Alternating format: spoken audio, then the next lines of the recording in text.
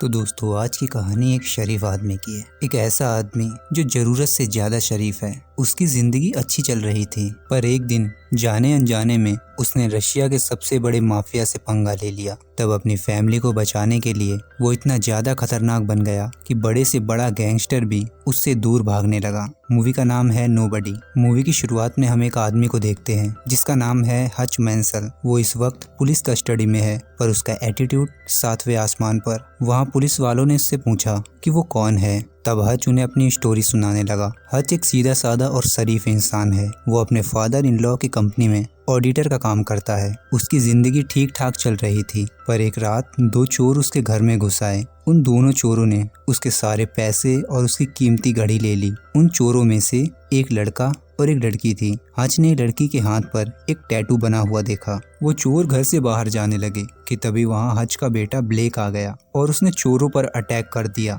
यहाँ हच के पास पूरा मौका था कि वो उन चोरों पर अटैक करे और उन्हें पकड़ ले, पर वो तो ठहरा एक सीधा साधा और शरीफ इंसान। उसे उन चोरों पर दया आ गई। उसे लगा कि ये चोर किसी मजबूरी के कारण ही चोरी करते हैं, इसलिए उसने उन चोरों को अपने घर से जाने दिया। अब ये देखकर उसका बेटा उससे नाराज हो गया। वो अपने डैड को कमजोर समझने लगा। अब कुछ देर बाद वहाँ पुलिस आई। हच को अफसोस हुआ कि उसने कुछ क्यों नहीं किया। उसकी वजह से उसकी फैमिली खतरे में भी पड़ सकती थी। उसके जख्मों पर नमक छिड़कने का काम किया इस पुलिस वालों की बातों ने। उसने हच से कहा कि अगर मेरी फैमिली होती तो मैं उन चोरों को इतनी आसानी से जाने नहीं देता। हच का उसकी वाइफ के साथ रिश्ता पहले से ही खराब था और इस घटना के बाद तो उसका बेटा भी उसकी इज्जत नहीं करने लगा। उसकी एक बेटी थी जो अभी भी उससे बहुत प्यार करती थी और उसकी रिस्पेक्ट भी करती थी। अगली सुबह उसका पड़ोसी भी उसे ताने मारने लगा। वो यही बात कहने लगा कि उसने कुछ क्यों नहीं किया। क्या उसे अपनी फैमिली की परवाह नहीं?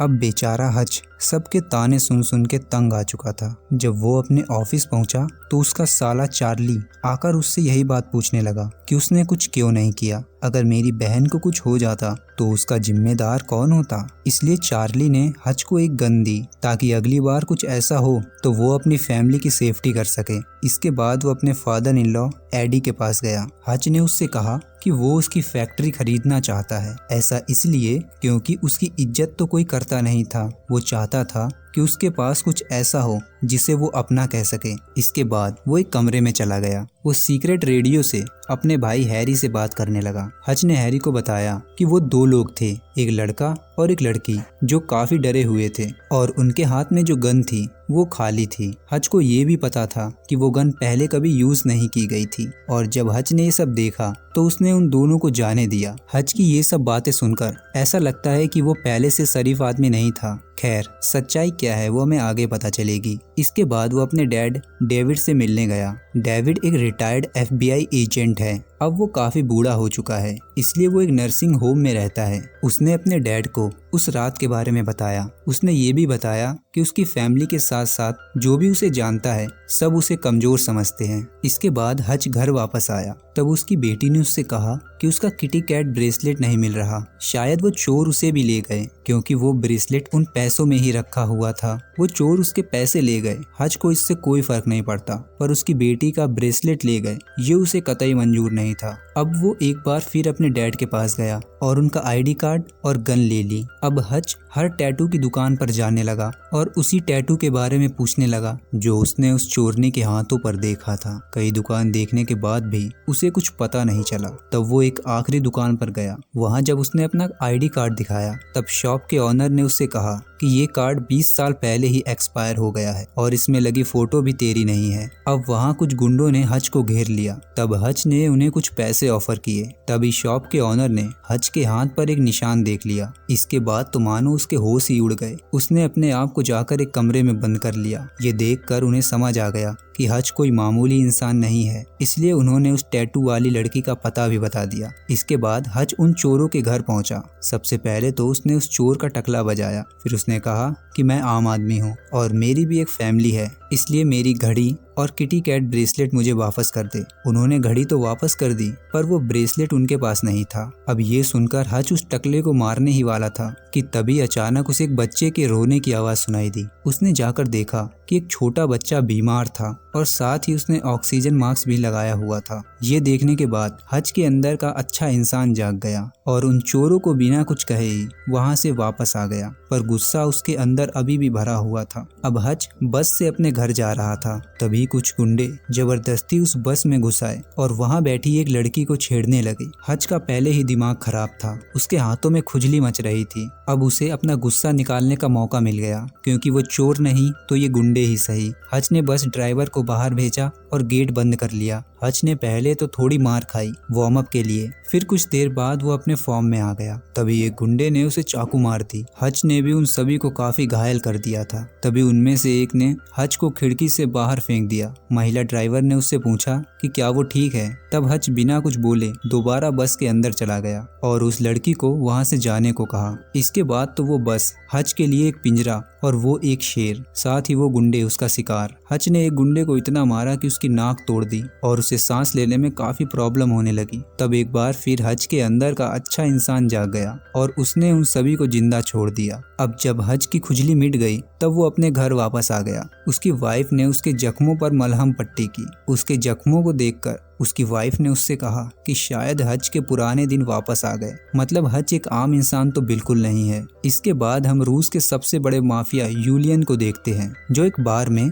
बार डांसर का काम खुद ही कर रहा था। उसे ऐसे नाचता देख उसके साथियों ने उसकी पर्सनैलिटी पर सवाल खड़े करे तो उसे गुस्सा आ गया और वहीं एक आदमी को मारकर उसने उन सभी को बताया कि उसकी पर्सनैलिटी क्या है। हज ने जिन लोगों को बस में मारा था उनमें से यूलियन का एक भाई था। अपने भाई की गंभीर हालत देख वो उसी के एक साथी से मिलने गया और उससे पूछने लगा कि उसकी ये हालत किसने की। उस आदमी ने बताया कि वो सिर्फ एक आदमी था। ये सुनते ही यूलियन उस पर भड़क गया कि तुम सिर्फ एक आदमी से मार खा कर आए हो। जब उस आदमी ने मम्मी कसम खाई तब यूलियन ने उस पर भरोसा किया। हज अपना मेट्रो कार्ड उसी बस में भूल गया था। अब ये कार्ड यूलियन के हाथ लग गया, जिसकी मदद से उसे हज की सारी इन्फॉर्मेशन पता चलने वाली थी। अगले दिन वो अपनी फैमिली के साथ ब्रेकफास्ट कर रहा था, तब उसे उसके भाई हैरी का फोन आया। हैरी ने उसे बताया उनमें से एक यूलियन का भाई था, इसलिए अब वो तुम्हें ढूंढ रहा है। तुम एक बहुत बड़ी मुसीबत में फंस चुके हो, इसलिए तुम्हें बार्बर से जाके मिलना चाहिए। हज को अब लगा कि बात बहुत गंभीर हो चुकी है, इसलिए वो बार्बर से मिलने चला गया। बार्बर ने उसे बताया यूलियन बहुत खतरनाक आदमी है। रशिया में सभी गैंगस्टर का एक ही ग्रुप है और उनके पास बहुत पैसा है। उन पैसों की देखरेख यूलियन ही करता है और अभी तक तो उसे तुम्हारे बारे में सब पता चल गया होगा। और होता भी कुछ ऐसा ही है। यूलियन को हज की पूरी डिटेल मिल चुकी थी। वो डिटेल जिस लड़की ने निकाली थी उसे कुछ ऐसा पता चल गया जिससे कि उसने तुरंत ही वो जॉब छोड़ दी और यूलियन के साथ काम करने से मना कर दिया। हज के बारे में ये बात क्या थी हमें आगे पता चलेगी। रात को हज अपनी फैमिली के साथ डिनर कर रहा था, तब उसने अपनी फैमिली से कहा कि इस बार वो छुट्टियां मनाने के लिए इटली जाएंगे। तभी उसने खिड़की से देखा कि कुछ लोग उसके घर की तरफ आ रहे थे। तब वो समझ गया कि ये यूलियन के आदमी हैं। हज ने बिना समय गवाए तुरंत अपनी फैमिली को बेसमेंट में बंद कर दिया ताकि वो सेफ रहे। हज ने घर में अंधेरा कर दिया और उनके अंदर आने का इंतजार करने लगा। वो जैसे ही अंदर आए हज उन्हें एक एक करके मारने लगा। तभी अचानक एक आदमी ने हज को इलेक्ट्रिक शॉक देकर बेहोश कर दिया और वो लोग उसे अपने साथ ले जाने लगे। रास्ते में जाते वक्त हज को होश आ गया। उसने कार में रखे अग्निशामक को निकाला और उन गुंडों पर चला दिया, जिससे कार का बैलेंस बिगड़ा और वो खंबे से जा टकराई। हज कार से बाहर निकला और सीधा भागते हुए अपने घर गया। थोड़ी देर पहले हज का घर जंग का मैदान बन गया था, इसलिए उसने अपने घर की साफ सफाई की और नहाने के बाद उसने अपनी फैमिली को बेसमेंट से बाहर निकाला। उसने अपनी वाइफ से कहा कि वो बच्चों को लेकर एक सेफ जगह पर चली जाए। इसके बाद उसने एक बैग निकाला और उसमें सोने के बिस्किट भरे और पहुंच गया अपने बेसमेंट में उन गुंडों से बात करने के लिए। वहां हज उन गुंडों को अपने बारे में बताने लगा। उसकी बातें सुनकर हमें पता चला कि वो एक किलर था जो गवर्नमेंट के लिए काम करता था। उसने न जाने कितने ही बड़े बड़े अपराधियों को मौत के घाट उतारा था। उसने बताया कि एक बार जब वो एक अपराधी को सजा दे रहा था तब वो अपराधी उससे जान की भीख मांगने लगा। उसे अपनी गलती का एहसास था। उसने कहा आगे से वो ऐसा नहीं करेगा। तब हज को उस पर दया आ गई और हज ने उसे जाने दिया। कुछ सालों बाद हज कंफर्म करने के लिए उसके घर गया। तब उसने देखा कि वो आदमी अपनी फैमिली के साथ एक आम नागरिक की तरह जिंदगी जी रहा था और वो काफी खुश भी था। ये देखकर हज को भी लगा कि कि उसे भी एक आम आदमी की तरह रहना चाहिए और तभी से वो एक शरीफ इंसान बन गया। अब ये कहानी खत्म होने से पहले ही वो सभी गुंडे मर चुके थे। हच को वही सोफे के नीचे अपनी बेटी का किटी कैट ब्रेसलेट मिल गया। उसने सोचा कि ये ब्रेसलेट पहले ही मिल जाता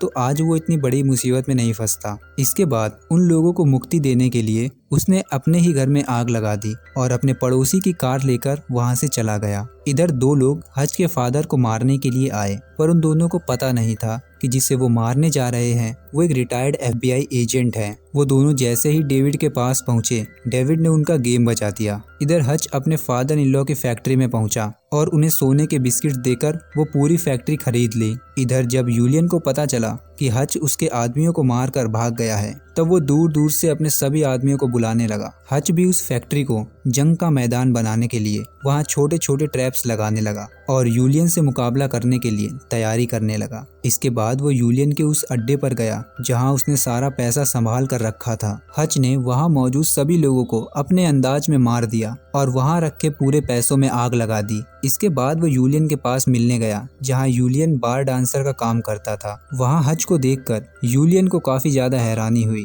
तभी वहाँ यूलियन के आदमियों ने उस पर गन पॉइंट कर दी, लेकिन हच अपने साथ एक बॉम्ब लेकर आया था। हच ने कहा कि वो यहाँ सिर्फ बात करने आया है। बॉम्ब को देखते ही यूलियन ने अपने सभी आदमियों को बाहर भेज दिया और बैठकर शांति से बात करने लगा। हच ने उससे कहा कि तू मेरी फैमिली तक पहुंच गया था और इसलिए हिसाब बराबर करने के लिए मैंने तेरे सारे पैसों को आग लगा दी। अच्छी बात तो ये थी कि ये बात सुनकर यूलियन को हार्ट अटैक नहीं आया। इसके बाद हच ने यूलियन को समझाया कि तू बचे हुए पैसों से, जो तेरे ही पैसे हैं, उससे एक अच्छी जिंदगी जी, एक शरीफ आदमी की तरह, एक आम आदमी की तरह। और ये कहकर हच वहाँ से चला गया। हच को पता था कि यूलियन अपने आदमियों के साथ उसका पीछा जरूर करेगा, इसलिए वो पहले से ही तैयार था और हुआ भी कुछ ऐसा ही। यूलियन अपने सभी आदमियों के साथ उसका पीछा करने लगा। हच उन्हें अपने साथ अपनी फैक्ट्री में लेकर गया, जो कि हच का एक प्लान था। वहाँ उसका भाई हैरी पहले से ही मौजूद था। वो अपनी स्नाइपर से उन पर फायर करने लगा। तभी हमने देखा कि हच का फादर भी वहीं पर मौजूद है। हच का फादर उसकी इस लड़ाई में उसका साथ देने आया था।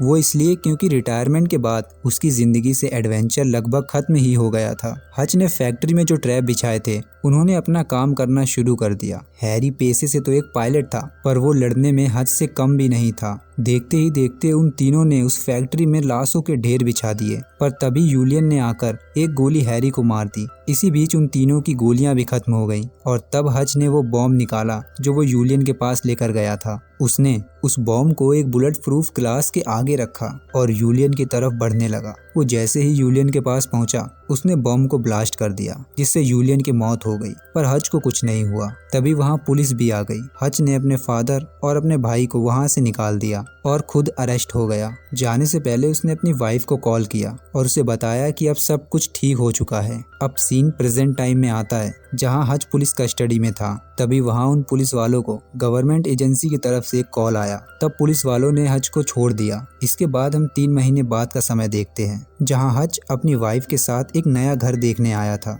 तभी हच को किसी का कॉल आया और तभी हच के होश उड़ गए। हच ने तुरंत उस डीलर से पूछा कि क्या इस घर में बेसमेंट है। इसके बाद हम डेविड और हैरी को देखते हैं, जो हच की मदद करने के लिए अपने सभी हथियारों के साथ उसके घर जा रहे थे। और इसी के साथ ये मूवी यहाँ खत्म हो जाती है।